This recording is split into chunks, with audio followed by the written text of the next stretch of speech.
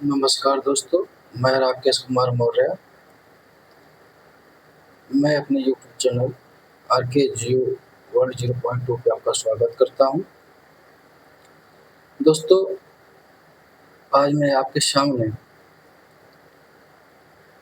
Geography test series का 14वां test series लेके आया हूँ। जिससे पहले हमने 13 टेस्ट सीरीज करा चुका हूँ, जिसमें हमने 15-15 प्रश्नों का एक श्रृंखला रखा था।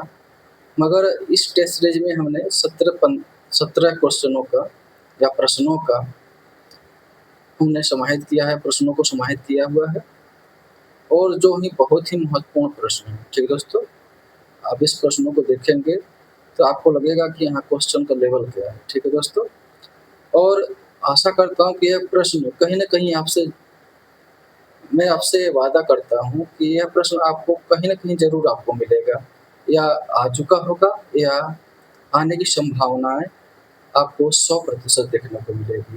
क्योंकि जो हमने प्रश्नों का चयन किए हैं, वो बहुत ही बेहतरीन प्रश्न हैं, जो आगामी एग्ज़ाम में ज़रूर आपको देखने को मिलेंगे। ठीक है दोस्तों? तो पहला प्रश्न देखते हैं दोस्तों। पहला प्रश्न कह रहा है, निम्नलिखित भूगोलवेत्ताओं में से किसने सर्वप्रथम टोपोग्राफी एंड कोरोग्राफी शब्द का प्रयोग किया था? ठीक है दोस्तों? निम्नलिखित भूगोलवेत्ताओं में से किसने सर्वप्रथम टोपोग्राफी एवं कोरोग्राफी शब्द का प्रयोग किया था? ऑप्शन ए है हम्बोल्ट, ऑप्शन बी है टॉलमी, ऑप्शन सी है कांट, और ऑप्शन डी है दोस्तों हिकैटियस। तो दोस्तों, इस प्रश्न के उत्तर का चयन आपने कर लिया होगा। तो दोस्तों, इसका जो सही उत्तर है वो है ऑप्शन बी टॉलमी। टॉलमी ने ही सर्वप्रथम मुख्य रूप से टोपोग्राफी एवं कोरोग्राफी शब्द का प्रयोग किया था भूगोल में। ठीक है दोस्तों, दूसरा प्रश्न देखते हैं दोस्तों। दूसरा प्रश्न बुक से है, क्योंकि विभिन्न परीक्षाओं में बुक से प्रश्न आते हैं, चाहे वो आपका पीजीटी हो, चाहे जीडीसी हो, चाहे असिस्टेंट प्रोफेसर हो, चाहे आपका यूजीसी नेट हो या एनटीए नेट हो, उसमें पूछा जा रहा है।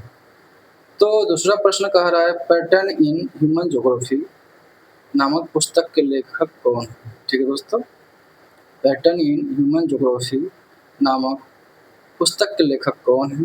ऑप्शन ए है डी.एम. स्मिथ, ऑप्शन बी है वेनेट, ऑप्शन सी है जॉनसन, और ऑप्शन डी है ग्रेगरी। तो दोस्तों, इस प्रश्न के उत्तर का चयन कर लिया होगा आपने। इसका जो सही उत्तर है दोस्तों, वो ऑप्शन है डी.एम. स्मिथ। डी.एम. स्मिथ ने पैटर्न इन ह्यूमन ज्योग्राफी नामक पुस्तक लिखी है। ठीक है दोस्तों, तीसरा प्रश्न देखते हैं दोस्तों, जो जलवायु विज्ञान से संबंधित थे। इससे पहले जो 2 प्रश्न थे वह भौगोलिक चिंतन से थे। तीसरा प्रश्न देखते हैं। तीसरा प्रश्न कह रहा है कि तड़ित झंझा प्रचंड स्थानीय तूफान होते हैं, यह कथन किसका है? ठीक है दोस्तों, यह कथन किसका है जो तड़ित झंझा होते हैं, स्थानीय तूफान होते हैं? ठीक है, ऑप्शन ए है त्रिवार्था का, ऑप्शन बी है ब्रगरान का, ऑप्शन सी है ए.एन. स्ट्रॉलर का, और ऑप्शन डी है पीटरसन का। तो दोस्तों, आपने इस प्रश्न के उत्तर का चयन कर लिया होगा। इसका जो सही उत्तर है दोस्तों, वो है ऑप्शन सी ए.एन. स्ट्रॉलर का। एन स्ट्रॉलर ने कहा था कि जो तड़ित झंझा होता है वह स्थानीय तूफान होती है। ठीक है दोस्तों, चौथा प्रश्न देखते हैं दोस्तों। यह है मृदा से संबंधित है, क्योंकि हमने हर क्षेत्र से प्रश्न को कलेक्ट किया है दोस्तों। चौथा प्रश्न, वर्षा वन के मिट्टियों को जाना जाता है। वर्षा वन की जो है, जो रेन फॉरेस्ट होते हैं, उनके मिट्टियों को किस नाम से जाना जाता है? ऑप्शन है वर्टिसॉल, ऑप्शन बी अर्टिसॉल, ऑप्शन सी है लेटोसॉल, और ऑप्शन डी है पेडोसॉल। तो दोस्तों, इसका जो सही उत्तर है वो है ऑप्शन सी लेटोसाल। लेटोसाल जो होता है वह वर्षा वाले वनों में पाए जाते हैं। ठीक है दोस्तों, छठवां प्रश्न देखते हैं दोस्तों, सॉरी पांचवा प्रश्न देखते हैं। पांचवा प्रश्न भी महत्वपूर्ण है दोस्तों। पांचवा प्रश्न कह रहा है, किस भूगोलवेत्ता ने आरंभिक काल में दक्षिण पूर्व एशिया तथा उत्तर पश्चिम दक्षिणी अमेरिका को रोपण घर बताया है? ठीक है दोस्तों, रोपण घर बताया है। ऑप्शन ए है कार्ल सावर, ऑप्शन बी है डब्ल्यू फॉक्स, ऑप्शन सी है जी मोरेल और ऑप्शन डी है जेम्स डाना। तो दोस्तों इसका जो सही उत्तर है वो है option A Carl Sauer. Carl Sauer ने दक्षिण पूर्व एशिया तथा उत्तर पश्चिम दक्षिणी अमेरिका का जो क्षेत्र है उसको रोपण घर के रूप में बताया है। ठीक है दोस्तों, छठा प्रश्न देखते हैं दोस्तों। छठा प्रश्न भी बहुत महत्वपूर्ण है दोस्तों। ये आपका क्वेश्चन है, ज्योग्राफी से संबंधित है। ठीक है, समुद्र विज्ञान से। छठा प्रश्न कह रहा है, प्रवाल के विकास के लिए ध्रुवों की ओर की सीमा का निर्धारण महासागरों के सतह जल के तापमान का कितने डिग्री सेंटीग्रेड तापमान समताप रेखा द्वारा होता है? ठीक है, कितने डिग्री सेंटीग्रेड समताप रेखा द्वारा होता है? तो यहाँ पे ऑप्शन ए है 18 डिग्री सेल्सियस, ऑप्शन बी है 19 डिग्री सेल्सियस और ऑप्शन सी है 20 डिग्री सेल्सियस और ऑप्शन डी है 21 डिग्री सेल्सियस। तो दोस्तों इसका जो सही उत्तर है वो है ऑप्शन सी, 20 डिग्री सेल्सियस के द्वारा मुख्य रूप से ध्रुवों की ओर जो महासागरों को जो तापमान रेखा समताप रेखा है उसके द्वारा निर्धारित होता है। ठीक है दोस्तों, 20 डिग्री सेंटीग्रेड या सेल्सियस के द्वारा। ठीक है दोस्तों, सातवां प्रश्न जो राजनीतिक भूगोल से संबंधित है दोस्तों। सातवां प्रश्न कह रहा है, किस वर्ष को राजनीतिक भूगोल के विकास के इतिहास में एक महत्वपूर्ण विभाजक माना गया है? ठीक है दोस्तों, ऑप्शन ए है 1931 को, ऑप्शन बी है 1932 को, ऑप्शन सी है 1933 को और ऑप्शन डी है 1934 को। तो दोस्तों इसका जो सही उत्तर है वो ऑप्शन सी 1933 को राजनीतिक भूगोल में मुख्य रूप से इतिहास में एक महत्वपूर्ण इतिहास में विकास के इतिहास में एक महत्वपूर्ण विभाजक वर्ष के रूप में जाना जाता है। ठीक है दोस्तों, आठवां प्रश्न ये तो बहुत ही महत्वपूर्ण प्रश्न है दोस्तों, क्योंकि इस तरह से आयोग द्वारा प्रश्नों का चयन अधिकतर किया जा रहा है। ये आपके लिए आप इस प्रश्न को पहली बार देख रहे होंगे। ठीक है दोस्तों, क्योंकि जितने भी हमने प्रश्न बनाए हैं वो बुकों से बनाए हैं पढ़कर, न किसी हमने प्रकाशन से लिया है, चाहे वह आपका चाहे अरिहंत का हो, चाहे किसी अन्य प्रकाशन का जो यूथ कंपटीशन का या घटना चक्र का, हमने कहीं से नहीं लिया है। यह जितने भी प्रश्न हैं दोस्तों यह 80 से 70 बुकों का निचोड़ है जो हमने आपके सामने ला रहे हैं। ठीक है दोस्तों, 80 से 70 बुकों का निचोड़ है, किसी एक बुक का निचोड़ नहीं है। ठीक है दोस्तों, आठवां प्रश्न करा, अलेक्जेंडर डी सेरेवस्की ने अपनी वायु शक्ति संकल्पना का प्रतिपादन किसके विचारों से प्रभावित होकर दिया था?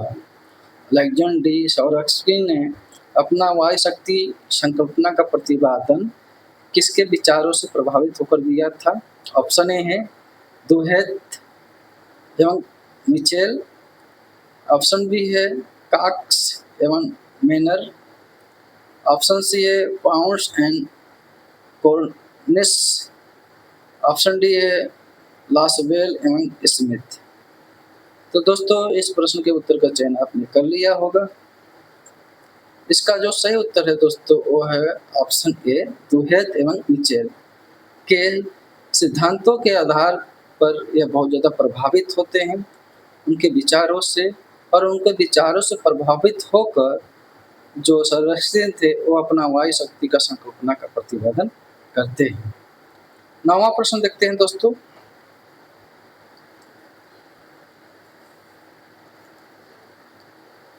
नौवां प्रश्न भी दोस्तों बहुत ही महत्वपूर्ण है। यह किसका कथन है कि केंद्र स्थल सिद्धांत केंद्र स्थलों की अवस्थिति, आकार, प्रकृति और अंतरण तथा उसकी क्रिया का सिद्धांत है। यह भी क्वेश्चन बहुत ही जबरदस्त है दोस्तों।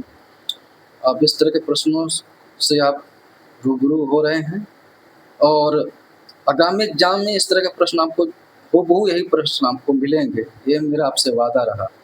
आज न कल आपसे इस तरह के प्रश्नों का सामना आपको करना पड़ेगा, क्योंकि रटे रटाए प्रश्न बार बार नहीं आते, कुछ नए प्रश्न भी आते हैं। ठीक है दोस्तों, तो अधिकतर मैं कुछ नए प्रश्नों को ही लेकर आ रहा हूँ, रटे रटाए प्रश्न कम लेके आ रहे हैं। ठीक है, वो भी मैं लेके आऊँगा, मगर कुछ नए प्रश्न को मैं ज़रूर करा रहा हूँ कि आपको याद रहे, क्योंकि अधिकतर जब एग्जाम में क्या होता है, कुछ नए प्रश्न देते हैं, 2-4 आपको नए प्रश्न ज़रूर मिलेंगे और अधिकतर वो प्रश्न हमको आते ही नहीं हैं, और उसी प्रश्न को जो परीक्षार्थी करता है वही पास होता है, और जो नहीं कर पाता है वही 1 क्वेश्चन से 2 क्वेश्चन से बाहर चला जाता है। तो 1-2 क्वेश्चन बहुत मायने रखता है दोस्तों, इसलिए हम अच्छे-अच्छे प्रश्नों का कलेक्शन आपके सामने ला रहे हैं, जिससे आप इन प्रश्नों से रूबरू हों, उनको आप जानें कि आगे आगामी एग्जाम में किस तरह के प्रश्नों का चयन आयोग द्वारा किया जा सकता है। ठीक है दोस्तों, 9वां प्रश्न कह रहा है यह किसका कथन है अच्छा कि केंद्र स्थल सिद्धांत केंद्र स्थलों की अवस्थिति, आकार, प्रकृति और अवतरण तथा उसकी प्रक्रिया का सिद्धांत है, उसकी क्रिया का सिद्धांत है। ऑप्शन ए है क्रिस्टालर, ऑप्शन बी है अगस्तलास, ऑप्शन सी है जेफरसन और ऑप्शन डी है विलियम बेरी। तो दोस्तों इसका जो सही उत्तर है वो option D William Berry. William Berry ने ही कहा था कि केंद्र स्थल सिद्धांत केंद्र स्थलों की अवस्थिति, आकार, प्रकृति और अंतरण तथा उनकी क्रिया का सिद्धांत है। ठीक है दोस्तों, 10वां प्रश्न देखते हैं दोस्तों। 10वां प्रश्न दोस्तों हम भारत के भूगोल से लिए हैं। ठीक है दोस्तों, 10वां प्रश्न कह रहा है भारत में कृषि पर राष्ट्रीय आयोग का गठन किस वर्ष किया गया था। ठीक है दोस्तों, भारत में कृषि पर राष्ट्रीय आयोग का गठन किस वर्ष किया गया था। ऑप्शन ए है 1975, ऑप्शन बी है 1976, ऑप्शन सी है 1978, ऑप्शन डी है 1977। तो दोस्तों इसका जो सही उत्तर है वो ऑप्शन बी 1976 में कृषि पर राष्ट्रीय आयोग का गठन किया गया था। ठीक है दोस्तों, 11वां प्रश्न देखते हैं दोस्तों। ये तो प्रश्न आप देखे होंगे, बहुत सारी परीक्षाओं में पूछा गया है। किसे महाद्वीपीय हिमीकरण के संकल्पना के पिता कहा जाता है। ठीक है दोस्तों, किसे महाद्वीपीय हिमीकरण की संकल्पना का पिता कहा जाता है। ऑप्शन ए है अगासिज को, ऑप्शन बी है जेम्स गेकी को, ऑप्शन सी कारपेंटियर को और ऑप्शन डी है रैमसे को। तो दोस्तों इसका जो सही उत्तर है वो है ऑप्शन है अगासिज को।